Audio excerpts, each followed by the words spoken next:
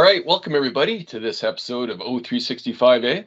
On this podcast, we're going to talk about some new licensing and purchase options for Microsoft Teams calling plans, which of course give users the ability to dial in and out to the public phone system, and also some recent updates and a change to Microsoft Teams rooms, how they're licensed. So we'll kick it off with talking about a new calling plan licensing purchase option. And this is for PSTN calling plans, which is an option that Microsoft offers.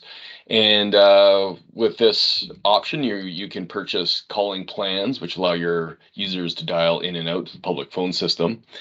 And there used to be two options for purchasing calling plans. There was a domestic and international calling plan. There's now a third option that was just released a couple of weeks ago, actually at the beginning of August 2022, I believe. And it's a pay-as-you-go option.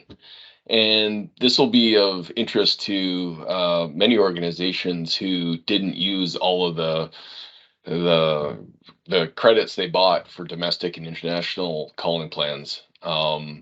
Many companies over-provisioned sometimes. They bought more minutes than they thought they would actually use. So this will be attractive for companies that maybe don't use calling plans a lot and just want to pay as you go. So some details around this. Users who are licensed for pay as you go calling plans, they'll have unlimited incoming calls, which is really important. And for outgoing calls, they'll be able to call numbers located in the country that their Microsoft 365 license is assigned to, and to about 195 different countries from an international perspective. In terms of paying for the PSTN pay-as-you-go calling plan license, there'll be a per month charge depending on where the user is located, and for that they break it into two zones. And basically you can look up the numbers. They're $2 for US and Canada and Puerto Rico. And for plan zone 2, which includes the UK and some European locations, it's $3 US per month.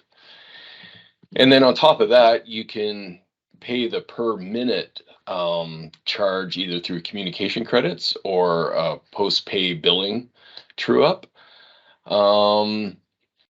Yeah, and that's about it. There's a page that I'll show in a minute that actually you can enter the user's M365 country of residence as dictated by their license, and get a custom spreadsheet of all the per minute rates.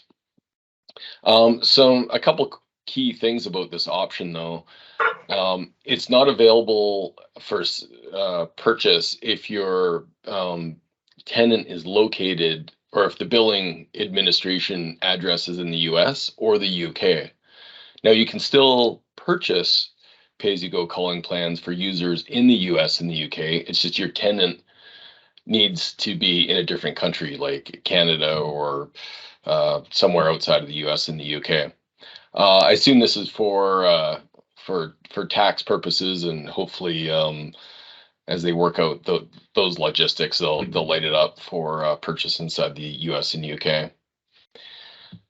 So that's about it. I think this will be a really useful option, as I said, for companies that maybe have lower PSTN consumption. I know, Dino, you've done some analysis on the calling plan options versus other PSTN options, and specifically the pay-as-you-go calling plan option. Do you want to talk about that? Yeah, for sure. Thanks, Kurt. I mean, this was pretty incredible news when it came out, because it's a bit of a game changer. It obviously gives yet another option for customers to go with. So, but even before that, there was always, some analysis that had to be done to understand which option to go with. So, for a while now, I've been had this sort of homegrown spreadsheet that I would use to help me determine what option might be the best to go. So I'll just share it with you all and take you through some of it so you can understand what some of the thought process is here. So this is all in Canadian dollars because I'm in Canada, of course. So, you know, I start by listing MS calling plans. I list all three. There's the domestic 3,000 plan, there's a domestic 120 plan, and then there's the new pay-as-you-go plan. There's also 240-minute plans that aren't really advertised, but Microsoft can offer them, and I've seen them use the 240-minute plan, but I'm not going to go into that. I think for illustrative purposes, you know, these three are enough to show the difference in pricing on the Microsoft plans. And then I just randomly chose a carrier operator that can provide direct routing as a service for Operator Connect. And just to compare and contrast the prices here. So for this example, we're looking at 2,500 users. I'm making the estimate that each user will make 30 minutes of calls per month. Some may think that's low. Part of this whole investigation you need to do with a customer is understand what their calling habits are. So this is, you know, 30 minutes is not unusual. A lot of customers fall on that. It just depends on what they're doing. Is that, so Dino, is that 30 minutes inbound and outbound or just for outbound? I'm going to say this, in this case, I base it on outbound because the pay-as-you-go plan is now only counting your outbound minutes. So in the analysis we were doing for my last customer, we just looked at outbound minutes purely. So ideally, if you can get that information, it really helps. The other thing that you need to understand before we dive into this a bit is what, you know, something called busy call hour, which if back in the day, that was, you know, the old PBX systems, you had to kind of know that to understand how many T1s you had to buy. So, you know, that is evolving all the time, and it's changed from 20 years ago. Like it used to be, the rule of thumb was a T1 for every 100 users, which was 23 channels. You know, and that was before real-time communication. So there's not, you know, there was nothing else but your phone and email. So today we've got all these different modalities to do communications. So, you know, I think that ratio is changing for sure. You know, so we're going to start off with a ratio of 8 here. So every 8 users, we provision a trunk, just for the purposes of comparing this to the 3 Microsoft calling plans. Obviously, with these 3 plans, everybody has their own trunk, so to speak. Everybody gets their own line, so you're not worrying about how many trunks you need. So that is a consideration. If you're having a difficult time understanding that model, then maybe this is a benefit to you. But as soon as you want to compare this to a carrier, you're going to need to know this ratio. So if we start at 8 and we kind of look at all the costing out here, you can see the most expensive is going to be, and I'm going to just key in on this column, less the phone system price, because that's a wash. Everybody needs, in Canada, you need a $10 phone system per user. So let's just take that cost out. I mean, I included here just for total spend, but if you look at the columns in the rows in green, you'll see prices just for each individual option. So you'll see the most expensive option is 3,000 minute, followed by, you know, the 120 is at 231,000 here. The pay-as-you-go comes in at 124, and then this carrier comes in at 127. And so that's kind of interesting. You say, okay, well, pay-as-you-go is automatically the right choice, but that's again assuming that we're going with this 8 users per channel model. I'm seeing customers, and I list a couple of examples here. A major telco I did some work with, they had a busy call hour of 375. So there's 375 people on the phone at any given hour. You know, another major consulting firm were 200. So these work out to 40 and 50 users per channel ratios respectively. So if we change that from 8 to say 40, you know, all of a sudden, you know, direct routing as a service or Operator Connect looks a little bit more attractive here. So, you know, to just kind of to recap, you kind of need to do this analysis if you're going to make an intelligent decision around which option to go with. So if you have a very low busy call hour, then you're more likely to save money on going with a carrier. If you're unsure or you make a lot of outgoing calls, you likely may want to settle on any one of these other three plans. Obviously, the minutes count per month per user, if you will also factor into it. If we change this to 60 minutes, you'll see the phone system plan, go up a bit over here. So it's important to do this kind of calculation and understand what your options are. Yeah, and this is using, kind of list price, in the in the phone world, everyone wants you as your business, right? So there is usually license agreements or discounting depending on the customer size and stuff like that. That also takes in place. So you definitely have to do this analysis, and it's not like you can use this one sheet, take a screenshot of the numbers and be like, this is our best path. It is a little bit of work to find the right solution for you. Yeah, absolutely. This is all Canadian list pricing here. Again, Microsoft can decide to provide discounts. Carriers can decide to provide discounts. So do your due diligence and ask, for the best pricing, and then you can kind of craft something like this together.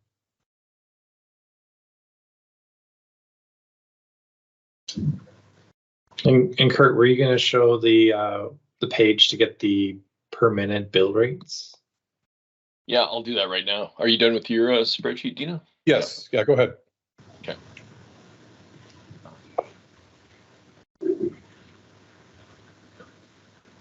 Yeah, so we'll post the link on our podcast blog post. But if you go to the link, it basically explains what your options are for consuming calling plans.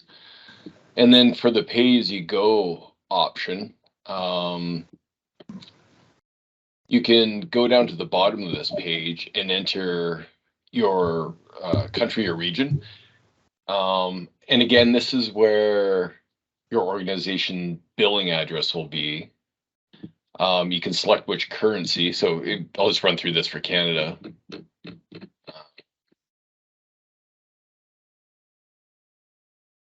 Currency will be Canadian for this example, and then the rate type. So here's where you can select the new pay per minute model, and you can go download rates. That'll produce a custom Excel spreadsheet, which actually shows for that pay per minute model what exactly it's going to cost you, both for dial in to toll free, dial in toll, and dial out calls. So that's really useful for giving custom rates for your specific situation. So I think with that, we're ready to talk about Microsoft Teams rooms. Michael, you want to lead us off with that? Yeah, I'll take that, Kurt. Okay. Yeah, so on September 1st, Microsoft announced that they're sort of redoing their MTR licensing, or Microsoft Teams Room licensing. So the previous model was there was two licenses, standard and premium. So the standard was $15 per device per month, and the premium was $50 per device per month. Both. Yeah, USD, that's right. And both included primarily the same feature set. So like the Teams license, the phone system, PSTN conferencing, Intune, and Azure ADP One. But what differentiated the two was the fact that the premium license included support and management by Microsoft. So they were the ones providing that type of meeting room support for you. So then in comes the new licensing. So it is still a two-tier licensing, but they renamed it to Basic and Pro. So the Basic is free, so it's $0 per user, per device per month. Includes basic features and limited up to 25 devices per tenant. And the basic experience and limited feature set that Michael will talk about shortly. And then the Teams Room Pro is $40 US per device per month. That was what the premium was. And then it's $40 per device per month if you have an annual commitment. or it's $48 per device per month on a month-to-month perspective. That's what I want to say. So, and then that includes like the full management portal, monitoring, alerting, all that stuff that Michael will talk about. And so the standard license is being removed. The basic is coming in, and the premium is being rebranded as Pro with expanded functionality inside it. So that's essentially where it comes down to from a licensing perspective. So Michael, why don't you talk to us a little bit about the feature set? Yeah, I think that, it's quite a big announcement. There's going to be some budget ramifications for organizations as their SKUs start to expire. So, first thing to kind of foremost is the license. Microsoft's not going to rip the licenses out of your tenant. But what's going to happen is that standard and premium, you're not going to be able to consume it past its expiry. So if you're in an enterprise agreement, or if you've paid for a year up front, that license is going to be available for the term of the contract, right? Once that contract's expired, or you're going to be going beyond your quantities that you've purchased, or whatever that looks like, that's when these new licenses, you're going to be wanting to move to that. Actually, speaking of which, those licenses are available now in your tenant. So I would recommend, starting to use these licenses and checking them out. Also with this announcement was a big change. Well, not a big change. There was maybe some confusion about using user licenses. So using any of the, E SKUs, A SKUs in rooms. So using an E5, which is a more costly SKU than the room SKUs on a room, is not, it's against the EULA, or the acceptable use for the licensing. So Microsoft has made a note that, you can continue down that path and, have some time to move off that licensing until July 2023. But as that journey gets closer to that end date, things like maybe a notification on your room saying, hey, this isn't licensed correctly, may occur. So you want to get off that user license right away for sure. Some other things to note, there was standard and premium before, and basically they were the same licenses, but premium had the managed service portal. Premium or standard isn't becoming basic. That's not how it's working. So basically, we have one SKU for your kind of room experience, which is the Pro. And then when you buy a room, you get this, kind of basic to get you up and running. And you can use that up to 25 licenses in your tenant. And what Microsoft really sees is that, beyond 25 licenses, you really need to be managing these rooms and having that experience around, the best experience around management. And so I personally wouldn't use the basic license for really any scenario. I mean, it is there to like, hey, I purchased a room, I plugged in the room, I want to make sure it's working.